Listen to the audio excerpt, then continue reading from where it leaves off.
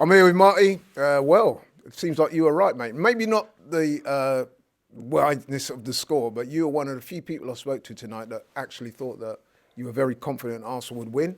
Fly in the building. And you were right, mate. You were right. Mate, do you know what? What an emphatic display by Arsenal. That was, we needed that. That's the truth. The team needed to put that out tonight. And all I called for before the game was everyone to show up, to play their part and to deliver and to give it all and leave that pitch having left everything on that pitch. And that's exactly what they did.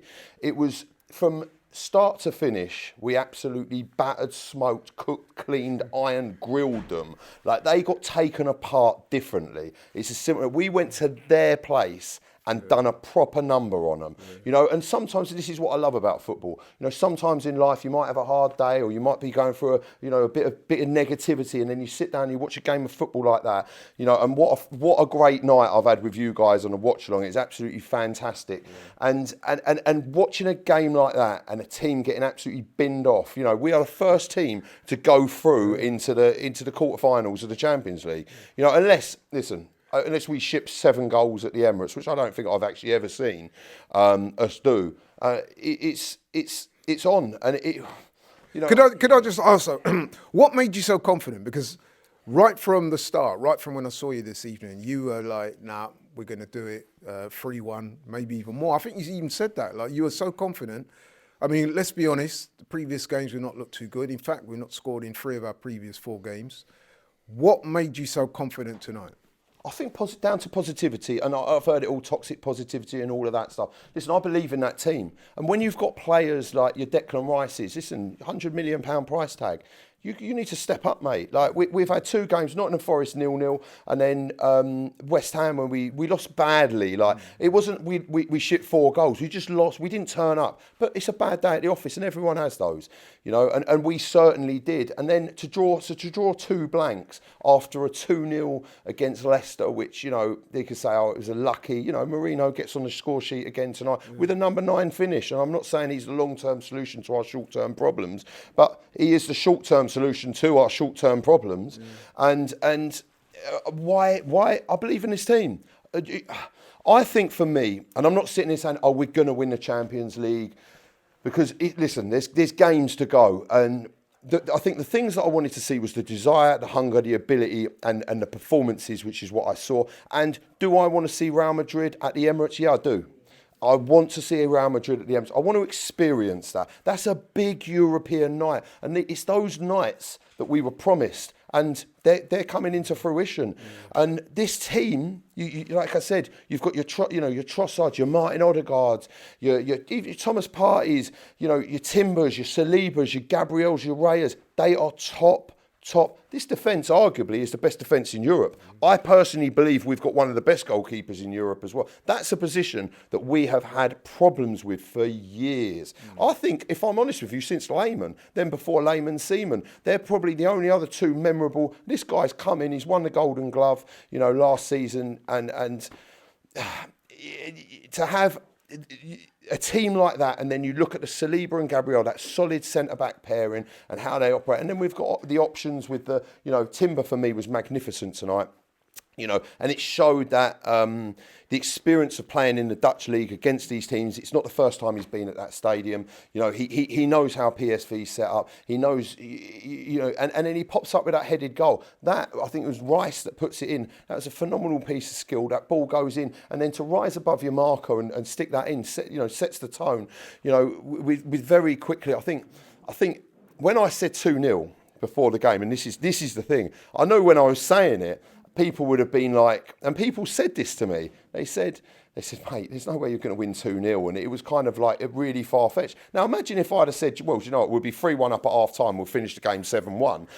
Not saying that I called that because I didn't. Then people would be like, mate, you have finally lost the plot. Like, this is too much. And we walk away with that result, which in a knockout phase of the Champions League, you are playing against Europe's elite. I'm not saying that PSV are the best team in the competition, because they're not, clearly, but they are a top European side. Have their last run of results, have they been that great? No, they haven't. But albeit they are in the Champions League for a reason.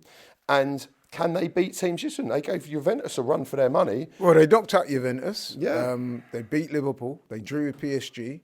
They're no mugs. You know what I mean? So any team that beats Liverpool and Juventus, you know, another big European team, listen, you've got to take them seriously, and there's got to be credit. And we dismantled them. Yeah. That wasn't even like a close game. They got absolutely dismantled, like fully. Like that is probably one of the best performances I've seen by this current Arsenal team in years.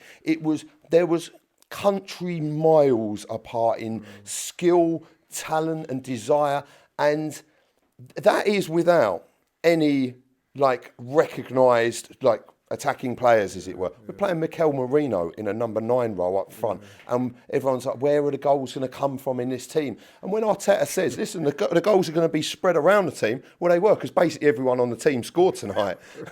I mean, it wasn't a short, you know, that's that song, you know, everyone you know, it's when everyone puts, and I think we had with 15 shots, 15 attempts on target, and I think we had 8 shots on target. Yeah, I think it's 8 shots on target. And 7 of them were in the back of the net. Yeah, it's amazing. Who stood out for you today? Because listen, they pretty much were all good tonight. But which players stood out for you, and who was your man of the match? It's a really good question, because across the park we were really good.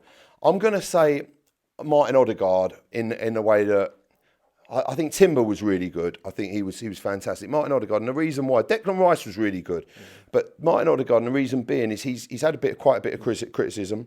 He got on the score sheet twice, and an assist, and an assist, and he hasn't done that recently. There's been a lot of this turning and balls into nothing. In the first half, I thought that he wasn't that great, if I'm honest with you. But in the second half, he turned on that style, you know, and I love seeing people finishing in front of goal. I'll tell you what as well, that goal from Calafiori, what a finish. Knocked it past the goalkeeper. I saw it, don't forget, I think we had 2 goals disallowed as well. You know, so that could have ended up being 9-1. That's, in Europe, it's incredible.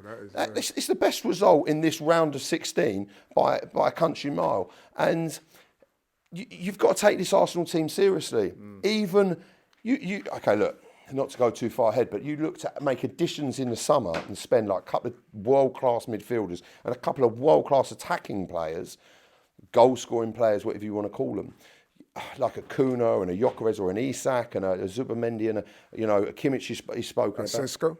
Yeah. What?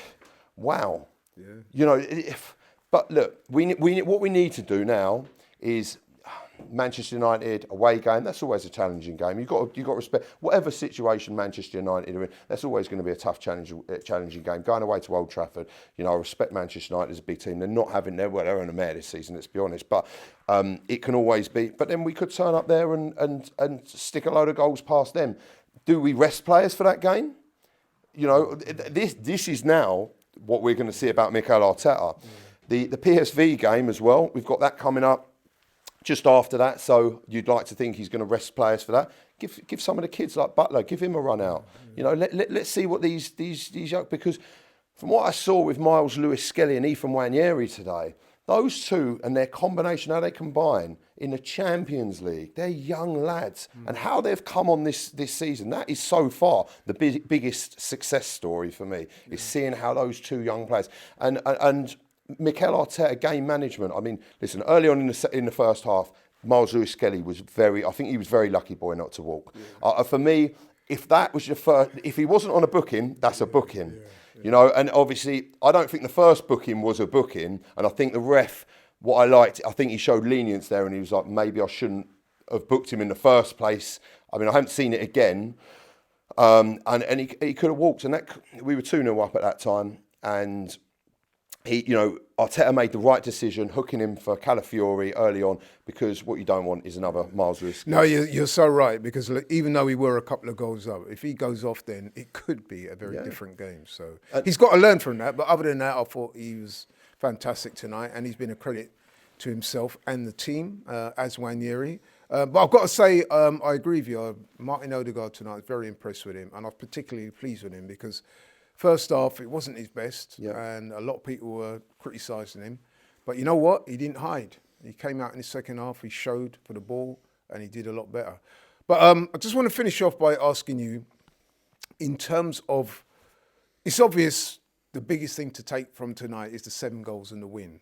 But what other positives, I'm sort of talking in terms of the confidence that we get from a win like that. How big is that going forward? So for me, the integral parts of this game were, we're 3-0 up, coasting before half-time, and then Thomas Partey goes and gives away a stupid penalty. He puts his arm, listen, secondly in a game of football, you put your hand anywhere near an opponent's face, you are asking for trouble. Potentially you could be off the pitch. Okay, that penalty goes in, it's 3-1. Now, what Arsenal did very well at that point in the game was not to lose their arsehole, to rally around each other, and then straight after half-time, not 1, but 2 goals in quick succession, which absolutely nailed that tie, which is then, right, we can go on and play freely. The real positives out of that, listen, we can go away in Europe and we can score goals. This doom and gloom that everyone, look, the January transfer window has happened, it's been and gone. Yeah. So we are working with what we've got. But the thing is we have got top quality talent, and they need to step up every game. This is a real opportunity. I mean, like I've said this before, there's a Chelsea side that won the Champions League, which didn't have the best attack. I don't think they had a defence anywhere near as good as us. And they scraped through with some results and ended up winning the competition. And I'm not here saying, oh yeah, we're going to have some tough games in front of us. The positives are that we can score goals in our current situation. That was the worry, because you're thinking, where are the goals going to come from? But we've just showed that most guys on the pitch can put it in the net. Calafiori's clinical, and we have that in our locker. And roll on some absolutely awesome nights in the Champions League. This is now galvanised and rejuvenated our season into being, right, we've got something to play for here. The second leg, that will be a, I'd like to say pipe and slippers job at the Emirates, kicking back with the old smoking jacket on, just watching a load of kids run riot and see how many we can put past them. And then we are going to be getting a Madrid side, at the Emirates on a Tuesday, Wednesday night, and I cannot wait for it. Well said, man. That was great. Thank you very much.